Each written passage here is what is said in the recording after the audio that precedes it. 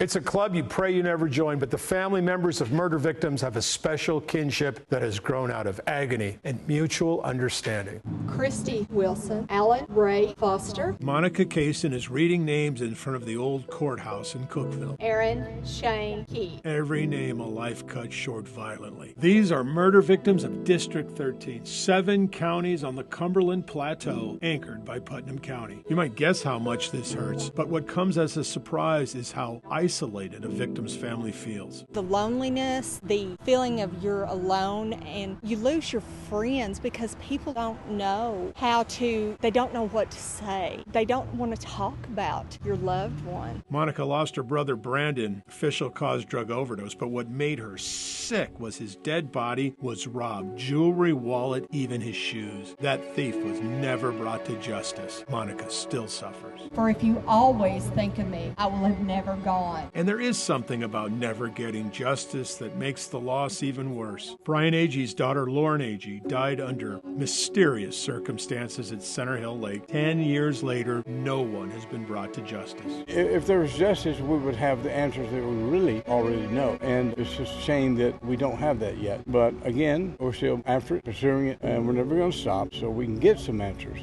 And you know, people say, hopefully you'll get closure. You'll never get closure, not from a child. But it will help us live the next day a little bit. The man who killed Alex Hughes was prosecuted as a juvenile. He gets out of jail at the end of the week. Inconceivable for mom Deanne Brooks. His release has changed her life, even changed her address. I have moved out of town because I couldn't walk the streets with the murder of my son. I don't even know if I can say this, but this is the reason that people take justice into their own hands. These families come to remember and honor their loved ones who are no longer with us. Just 3 glimpses, 3 quick insights into suffering, this square full of these feelings, these stories that have no end. When the organizers started putting together the names of all the murder victims on the plateau since the 1980s, they thought, well, it's going to be a lot, but we have time. We'll probably have to read 100 names. Much more pain than that. They have nearly 100 names just going back to the 80s. Thomas Klaus. What to do with all this suffering? Here's some advice from someone who has lived it for a decade. You just keep putting one foot in front of the other, and she would have expected me to do exactly that. And I have to be the rock